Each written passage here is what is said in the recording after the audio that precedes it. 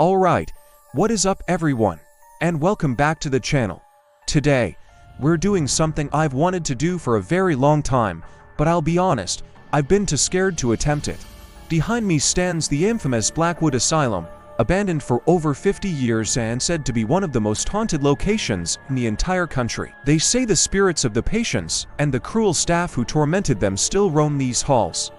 I've got my gear, my EMF meter, and more than a little bit of fear. Let's head inside and see what's waiting for us in the dark. Okay, we've just made it through a busted-out window on the ground floor. The air in here is so heavy, and it's freezing cold, way colder than it is outside. You can just feel the history, the sadness of this place. The paint is peeling everywhere, debris is scattered all over the floor, and that smell. It's like a mix of decay and old medicine. It's really unsettling. We're in what looks like the main reception area. You can imagine people being checked in here, families saying their goodbyes. It's just incredibly eerie. My plan is to work my way up, floor by floor, and see if we can make it to the notorious Ward C on the top level. That's where the most intense paranormal activity is reported. Wish me luck. We're now on the second floor, in the patient common area. Look at this, old, rusted wheelchairs just left here, a decaying piano in the corner. Can you imagine the scenes that played out in this room? The stories these walls could tell. I'm going to turn off my flashlight for a second and just listen. Complete silence. It's a heavy, oppressive kind of quiet. Wait, did you guys hear that? It sounded like a whisper, coming from down the hall. I'm not imagining that. Let's go check it out. My heart is absolutely pounding right now. The sound seemed to come from this direction, towards the patient rooms. Let's just peek into one of these. Wow, a rusted bed frame. A small, barred window. Living in a room like this, day in and day out. It's heartbreaking. The sense of despair is overwhelming.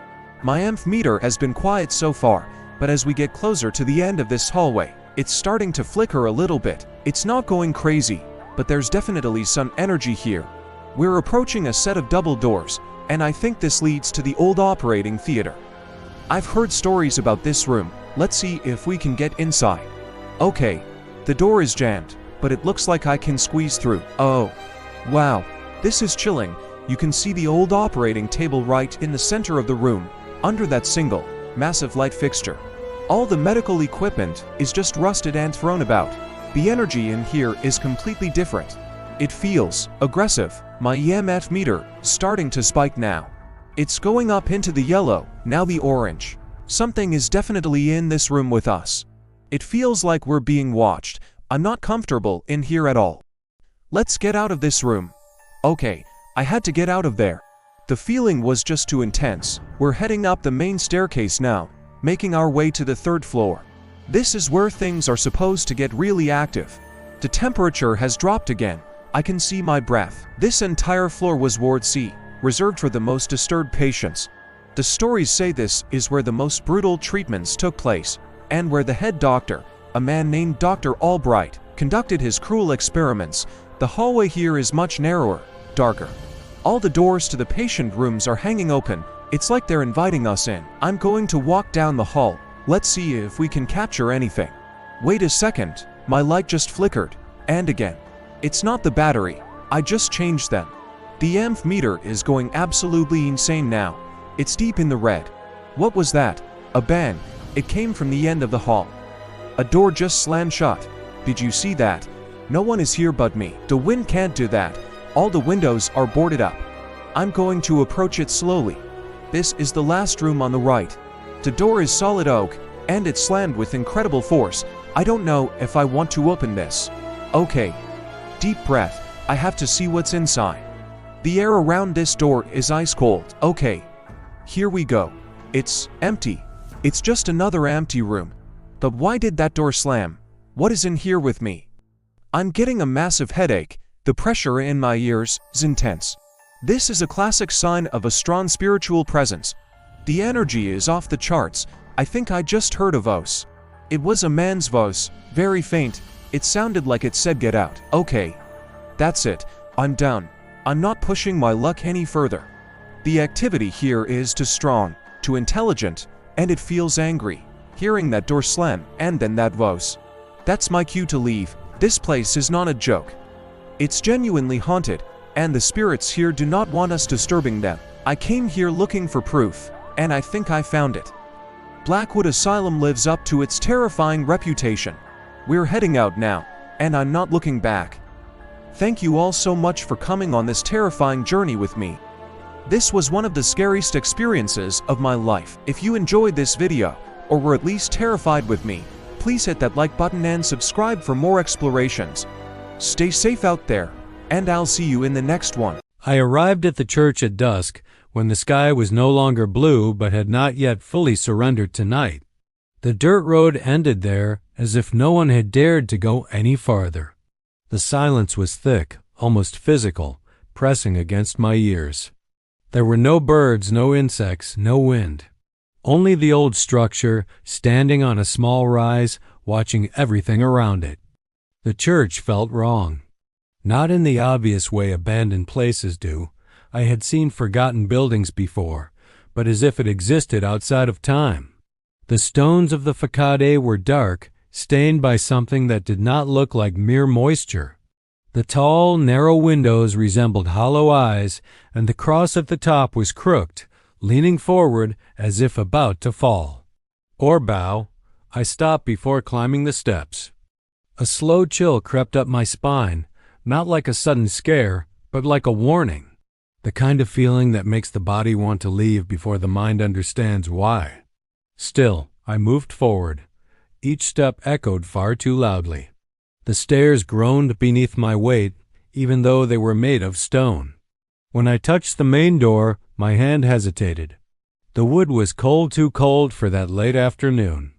I took a deep breath and pushed. The door opened on its own, slowly, without resistance. As if it had been waiting, the interior was vast and dark. The light that filtered through the windows was weak and dusty, forming pale columns in the air. The smell was ancient, old wood, mold, and something metallic, almost imperceptible, that made my nose wrinkle. The pews were aligned, covered in a thin layer of dust.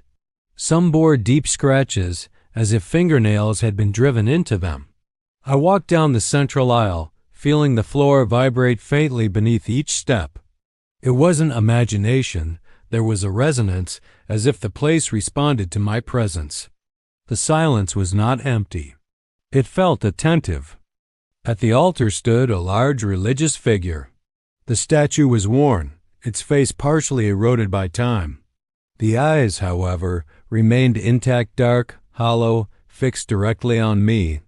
I had the unsettling impression that as I moved, they followed. I dismissed the thought. Old places play tricks on the mind. Or, at least, that's what I told myself. When I passed the third pew, I heard something behind me, a faint dragging sound. I turned quickly. Nothing, just the motionless pews, the empty aisle, and the door now closed. I did not remember closing it. A growing unease settled in my chest. I kept walking, trying to steady my breathing. Each step seemed louder than the last, as if the floor amplified my movements.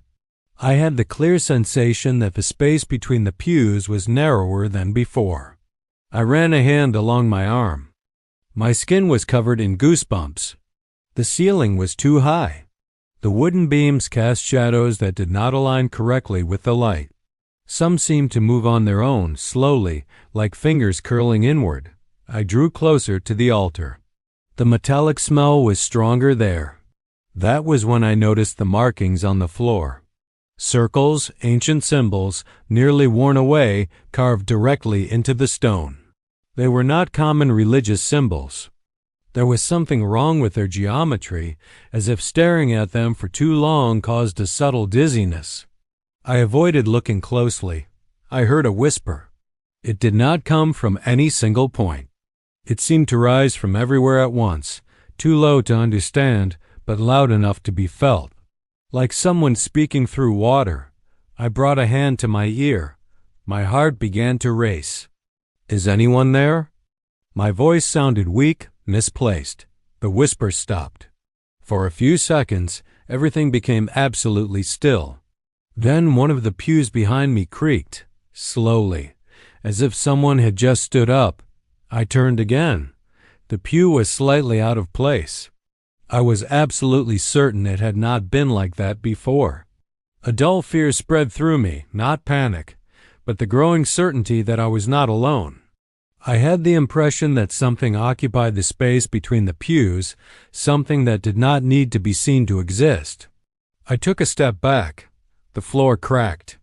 The sound echoed throughout the entire hall, and in response, I heard something move above me. I looked up just in time to see one of the shadows stretch, sliding down the wall like a dark liquid. I blinked, and it returned to its place. My stomach twisted. The church seemed to breathe. Every time I inhaled, the air grew heavier. Every exhale was accompanied by a distant groan, like wood adjusting, like ribs shifting. I tried to head toward a side door, but the aisle seemed longer now. The pews were closer together, nearly touching. I turned sideways to slip between them, feeling the wood brush against my clothes. Then I felt something touch my ankle. It was not a firm grip. It was like hesitant fingers sliding over my skin, testing. I froze. I looked down. Nothing. When I raised my gaze, I realized that every religious image was facing me. There was no sound at all. No whisper. No creaking. Only stares. The fear was different now. It did not come from a specific event, but from the gradual distortion of reality. I felt that if I blinked for too long, something would change. That the space rearranged itself in the gaps of my attention. I forced myself to keep moving. Behind the altar, I found a small door I had not noticed before. It stood ajar, revealing a narrow staircase descending into darkness. Cold air rose from below, carrying the metallic smell in its purest form. I did not want to go down, but my feet moved anyway. Each step creaked differently, as if each one had its own age. The walls were rough stone, damp to the touch. I felt something drip onto the back of my neck. I did not dare check what it was. At the bottom was a small room. The ceiling was low, oppressive. In the center stood an improvised old pulpit. Around it, markings covered the floor, many of them, overlapping, as if multiple people had been positioned there again and again. On the walls, words were carved, names, some scratched out, others repeated until they lost all meaning. When I read one of them, a cold shock ran through me. It was my name. I heard the whisper again, now clear, far too close to my ear. You finally arrived. The lights went out, and the church at last closed its eyes. The rest I cannot explain. Sometimes I wake up without remembering who I am. Sometimes I smell mold and iron in ordinary places. Sometimes I hear pews creaking behind me. If you heard this story, if you were able to imagine it clearly, then the church felt you too. It likes to be remembered. And it never forgets those who enter, even if they never truly set foot inside. I arrived at the asylum when the day itself seemed undecided, unsure whether it wanted to stay or disappear. The sky was a dull, lifeless grey. No sunlight, no shadows. The kind of light that casts nothing on the ground, as if the world was suspended. The building stood on a low hill, isolated, far too large to have been forgotten so icily. Its walls were stained by time, and the long windows looked too open, like mouths that had never fully closed. There were no signs, no name, only the building, and an unnatural silence around it. It wasn't the silence of abandonment. It was an attentive silence, as if everything there was listening. The moment I stepped onto the property, discomfort settled behind my eyes. A subtle pressure, like entering a place where thinking too much would be a mistake. The wind didn't move. The trees stood completely still, despite the dry leaves scattered across the ground. I walked slowly toward the main entrance. The door was slightly open. I pushed it carefully, and the creak echoed far too loudly, traveling deep into the corridors like a warning. The sound didn't fade quickly. It stretched, repeating in weaker echoes until it vanished somewhere inside the building. The air inside was cold and damp. The smell reminded me of wet dust, rotting wood, and something metallic like old blood, distant enough to be uncertain. The tiled floor was cracked, marked by faded footprints and dark stains time had failed to erase. I stood still for a moment, breathing. Even that felt wrong. Too loud, too present. The main lobby was wide. A collapsed reception desk lay on its side, papers scattered across the floor. Some were glued together by moisture, others yellowed beyond recognition. On one wall, a large clock still hung in place. Its hands were frozen at 3:17.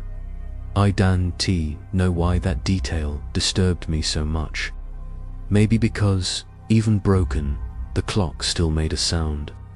A faint, uneven tick, as if it was struggling to continue. I turned into the corridor on the right. The ceiling lights were shattered, and the only illumination came from tall windows at the far end. Patient rooms lined the hallway, numbered doors evenly spaced. Some were open, others closed. With every door I passed, the air seemed to change, as if each room carried its own temperature. I walked past room 12. Something made me stop. Not a sound, a feeling. The sudden certainty that the room was not empty. I approached slowly and pushed the door open. The room was small. A metal bed bolted to the floor. A torn mattress. A chair tipped on its side. In the corner, near the wall, sat a child's toy. A small wooden drum, its surface stretched tight and cracked by time. 2 drumsticks rested crossed on top of it. It didn't belong there. Asylums don't keep toys like that. I took a step inside. Thump. The drum vibrated slightly. Not a full strike. Just a muted, careful sound, as if someone had gently pressed a hand against it. My entire body stiffened. I waited. Nothing else happened. I exhaled slowly, forcing logic back into place. Old buildings shift. Wood settles. Air moves. Everything can be explained, if you try hard enough. I left the room and continued down the corridor. The deeper I went, the more repetitive the halls became. Same doors, same numbers, same wear. A light dizziness crept in, as if the space itself were folding in on itself. Then I heard footsteps, not behind me, ahead, slow, dragging, uneven. I stopped instantly. The sound continued for a few seconds, then ceased. When I moved forward again, I noticed something new. Every door that had been open was now closed. All of them. Cold sweat formed along my spine. The silence returned, heavier than before, the kind of silence that waits for a reaction. I opened a random door. Room 19. Inside, children's toys covered the floor. Wooden blocks, a cloth rocking horse, dolls without clothes, cars missing wheels. None of them were thrown around. They had been placed, arranged. Every single one faced the doorway, faced me. I stepped back. That's when I heard it. A collective whisper. Not one voice, many. Very low, overlapping children. And something deeper, rougher, mixed in between. The walls seemed closer, the ceiling lower. Darkness crept into my peripheral vision, as if the building were pushing me inward. I left the room in a stumble and began walking faster. It didn't take long to realize I was lost. The corridor never ended. Windows no longer appeared, only doors, repeated numbers, some scratched out, others erased completely. In certain sections, the floor slanted downward, as if the building had sunk over time. Then I heard the drum again, This time, clearly thump, thump, rhythmic. It came from above. I climbed a narrow staircase, each step groaning beneath my weight. On the second floor, the air was colder still. Deep marks covered the walls, long scratches, as if someone had tried to escape using only their fingernails. The drum guided me to the last room in the hallway. The door was closed. At its center, someone had drawn a circle using something dark. Inside it, small handprints overlapped, pressed hard against the surface. I pushed the door open. The room was empty. No bed, no furniture, only the drum resting in the center of the floor. The drumsticks lay on top of it, moving on their own. They didn't strike hard. They tapped slowly, creating a steady, hypnotic rhythm. Each beat made the air vibrate. Without realizing it, my chest began to follow the sound. I felt like crying, not from fear, from exhaustion, as if I had been there far longer than I could remember. The walls began to murmur, soft laughter, distant crying. The room pulsed gently, like something breathing. Then everything stopped. The drum fell silent. The silence that followed was absolute. I felt something behind me, breathing very close. Warm. I didn't turn around. I couldn't. When I opened my eyes, I was sitting on the floor of the main lobby. The entrance door stood open, daylight spilling inside. The clock on the wall still read 3:17. I stood up slowly and left. Outside, the wind moved normally. Nature sounded alive again. The building looked like nothing more than an abandoned structure, nothing else. When I got home and took off my shoes, something fell from my pocket. A small wooden drumstick. Since that day, sometimes, when everything becomes too quiet, I feel a soft rhythm in my chest, as if something is still playing inside me. The first thing the house did was learn my silence. It didn't happen immediately. There were no slamming doors, no voices, no shadows running through corners, nothing like that. If there had been, I would have left. Obvious horror always gives you a chance to escape, but the house was patient. It watched. When I moved in, the realtor told me the place had been empty for years. He didn't explain why.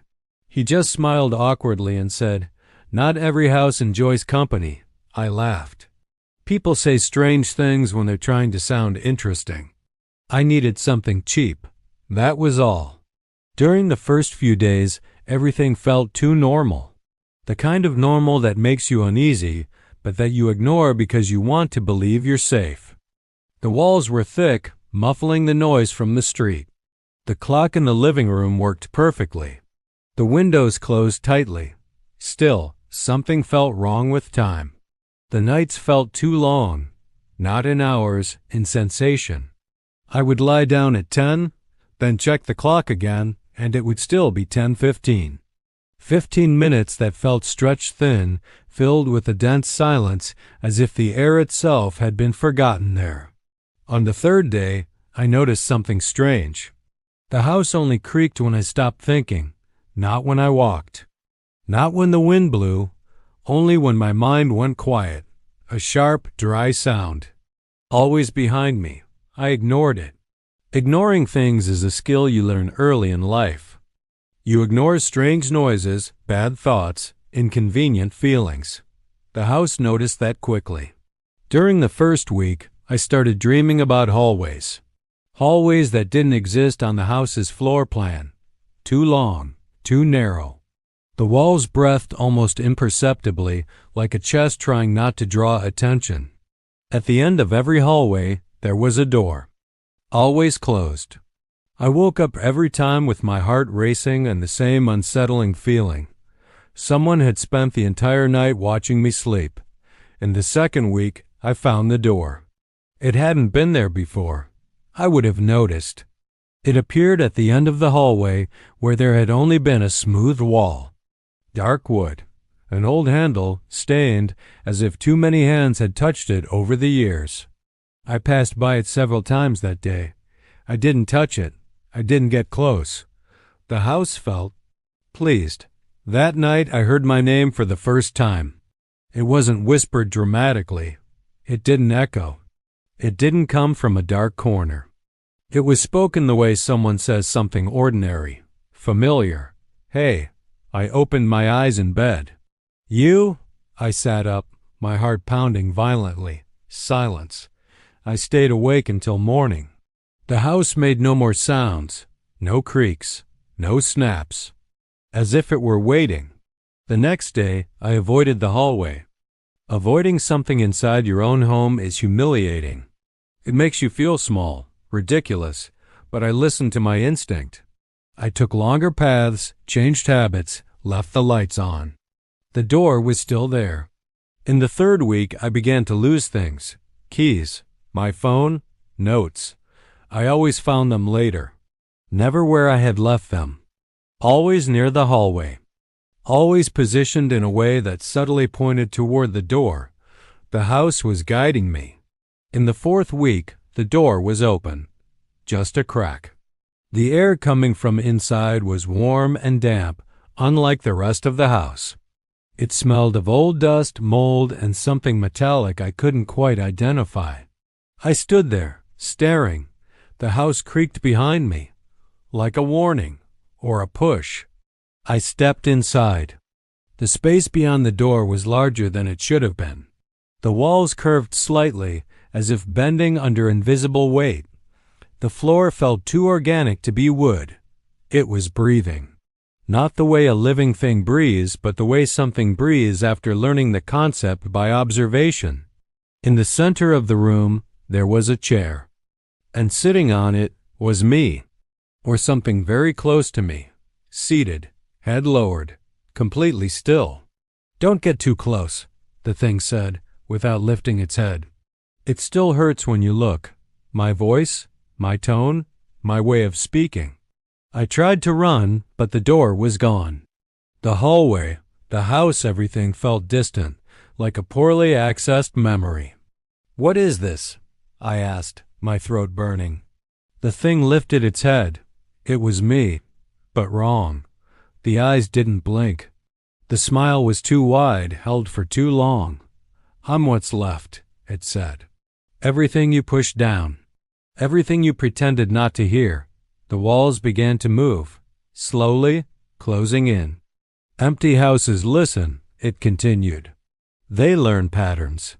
Fears, guilt, loneliness, and when they learn enough..." It stood up. "They call." My head throbbed. Memories flooded in, one after another. Things I had deliberately forgotten. Mistakes. People I abandoned. Nights when I wished I could disappear. The house hadn't created any of this. It had only given it shape. "You can leave," the thing said. "But someone has to stay." The floor sank beneath my feet. The house was breathing faster now, impatient. "Either you stay," it said, "or I leave." That was when I understood. The house had never been empty. It had only been waiting for someone willing to split in two. When I woke up, I was in the living room. The clock worked normally. The house felt too quiet. The door in the hallway was gone. I smiled, relieved. I packed my things. I decided to leave. The cost didn't matter. Before walking out, I looked into the mirror. My reflection smiled first. "Thank you for staying," it whispered. Then someone knocked on the front door. A realtor. "The house is available," he said. "It's been empty for a long time."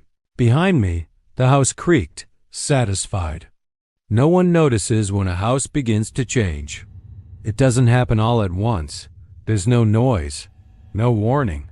It simply learns you. At first, the signs are small, easy to ignore. The clock in the living room was always 3 minutes slow. Never 4, never 2, 3. The doors creaked even after being oiled. And the silence. The silence felt heavier at night, as if it occupied physical space. I had been living alone for 2 years. At least, that's what I believed. The room at the end of the hallway was always strange.